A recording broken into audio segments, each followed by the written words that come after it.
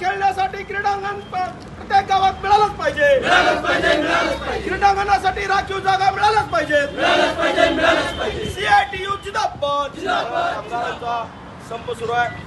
यामध्ये या देशातल्या 11 कामगार संघटना ज्या देश पातळीवर काम करतात त्या सहभागी झालेल्या आहेत. तर या सगळ्या कामगार संघटनांच्या वतीनं संपूर्ण देशभर आज संपाची हाक दिलेली आहे.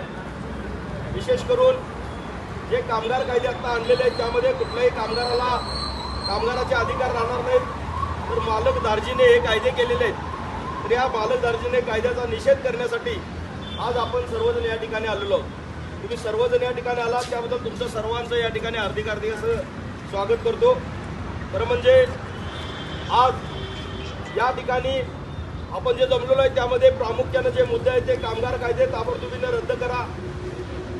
स्मार्ट मीटर जे काय गावागावामध्ये बसवायला सुरू आहे, कुठल्याही ग्राहकाला न विचारता वीज वितरण कंपनीचे लोक येतात आणि त्या ठिकाणी स्मार्ट मीटर जुनं मीटर काढतात आणि त्या ठिकाणी नवीन मीटर बदलतात. हे ताबडतोबीने रद्द झालं पाहिजे. त्याशिवाय आज गावागावामध्ये ज्या काय शासकीय जागा असतील त्या शासकीय जागा ज्या आहेत त्याच्यावर मुलांना खेळण्यासाठी क्रीडांगणासाठी राखीव जागा तर म्हणजे शासनानं ठेवल्या पाहिजेत.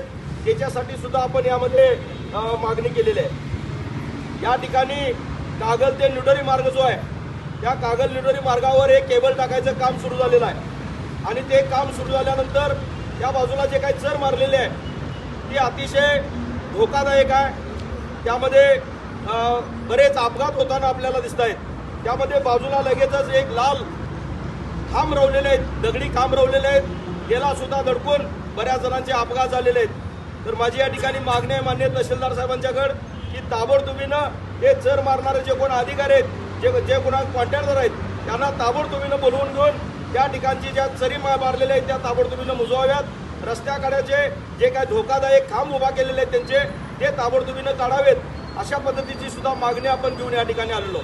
याशिवाय मुलांसाठी जे काही ST बस आहेत त्या पुरेशा बस नाहीत, त्या ताबडतोबीनं ST बस पुरेशा सुरू कराव्यात.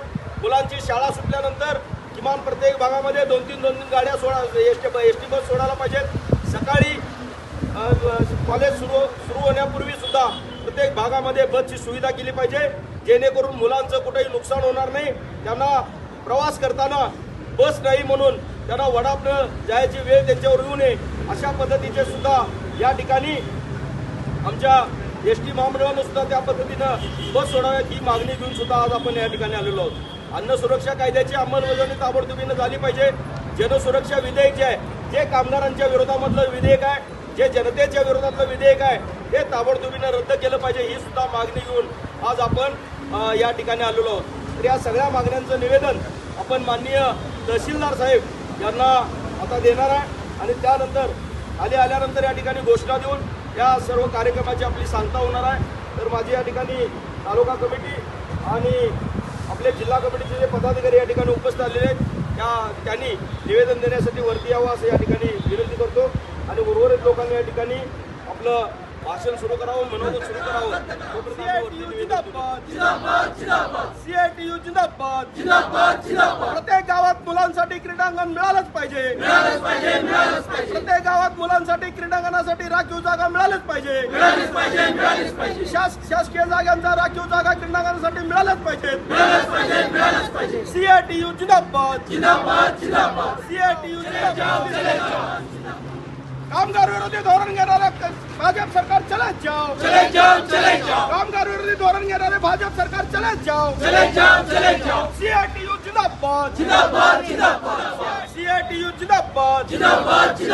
कामगार संहिता रद्द करा. कामगार विरोधी धोरण घेणारे भाजप सरकार चले जाओ. स्मार्ट मीटर रद्द करा. स्मार्ट मीटर हाणून पाडा. CITU जिंदाबाद. CITU जिंदाबाद. राष्ट्रीय पातळीवर काम करणाऱ्या ज्या काही 11 संघटना त्या सगळ्या देशभर संपावर गेलेल्या.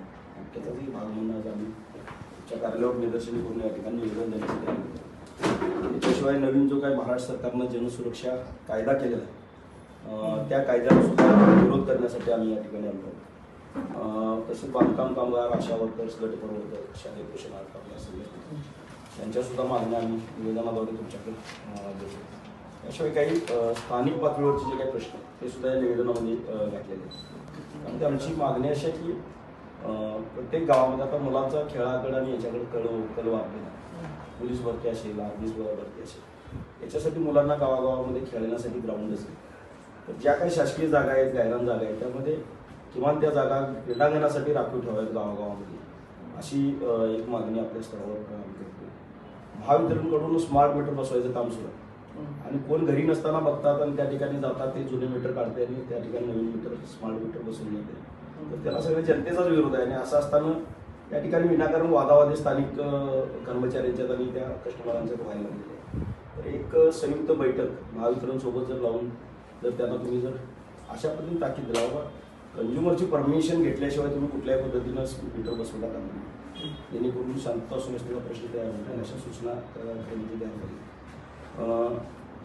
एस.टी. बसच्या ज्या फेऱ्या आहेत त्या शाळेच्या वेळेमध्ये नाही आहेत.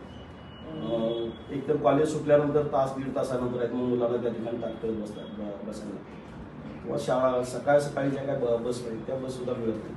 तर त्यासंबंधी सुद्धा महावितरण आणि एस.टीचे अधिकारी त्यांची एक संयुक्त बैठक जर आपल्यासोबत झाली तर चांगलं त्यामध्ये येईल. शिवनेरीमध्ये जे काय आता सबस्टेशन आहे जे महावितरणचं, त्या ठिकाणी कंपाऊंड मारायला सुरू आहे. आता गेली कित्येक वर्षे वहिवाटीच्या रस्ता होत्या, त्यामध्ये नकाशामध्ये सुद्धा रस्ता आहे. आणि आज ते कंपाऊंड मारत असताना त्याचा कुठलाही विचार न करता ते सगळीकडे बहुत्यानं कंपाऊंड बांधून शेतकऱ्यांच्या रस्ता बंद करायचा प्रयत्न करायला लागले. तर त्यामध्ये सुद्धा एक पत्र तुमच्याकडे आलेलं आहे महावितरणचं. तर ते थोडंसं तिथल्या नागरिकांना, आणि ती जागा मुळात शिंदेच्या ग्रामस्थांनी एवढी मोठी जागा दिली आहे, त्यातले 50% जास्त जागा तिथं पडू नये आणि 30% एक तर जागा त्यांच्या वापरात आहे, बाकीची 70% जागा अशी त्यांना दिलेली आहे. आणि तेच महावितरण त्या ठिकाणी नागरिकांना अडचण करताना दिसत. माकव्यामध्ये एक परवा आंब्याची बाग झाली, त्याला सुद्धा हा होय. तर ते त्याची नुकसान भरपाई मिळायला पाहिजे अशी. दुसरं जे काही केबल या ठिकाणी टाकलेलं आहे, खाजगी केबल आहे ती रस्त्याकडे टाकलेली आहे, त्याच्यात चरी मुजवलेलं नाही. ती जशी उकरले तसंच आहे, ते मुजवून केलेलं. आणि चरीमध्ये जी काही चाकोरी पडलेली आहे, माग पडलेले आहे, ते तसेच आहे. आणि रात्रीच्या वेळी ते दिसत नाही. त्यामध्ये वाहन जर एखादं गेलं तर त्यामध्ये पलटी होते, 2 वाहनं त्यामध्ये पलटी झाली.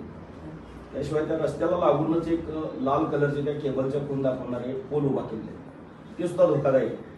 आणि परवा जो काय अपघात झाला आणि बामणीमध्ये एक एक प्रवासी त्या ठिकाणी एक्सपायर झाला, तर ते हे सगळं त्या केबलमुळे व्हायला लागलेलं आहे. तर ते ताबडतोब त्या ठेकेदाराला बोलून सुद्धा ती रोलिंग करून घ्यायला पाहिजे. जी आता चर मारलेली आहे ती ताबडतोब रोलिंग करून घ्यायला पाहिजे. हे काही स्थानिक मुद्दे घेऊन सुद्धा आम्ही तुमच्याबरोबर ते राष्ट्रीय पातळीवरच्या मागण्या आहेत, तुम्ही काय त्यावरती पाठवा. त्यामध्ये थोडंसं लक्ष घालून आपण जर केला तर मला वाटते बरेच प्रश्न यामध्ये आपल्या पंक्तीत आहेत. चांगले पाटील साहेब, ते महावितरणचे जे 2 मुद्दे आहेत तुमचे, ग्राहकांचं स्मार्ट मीटर बसवायचं आणि ते काम करायचं, ते पण बोलतो आम्ही.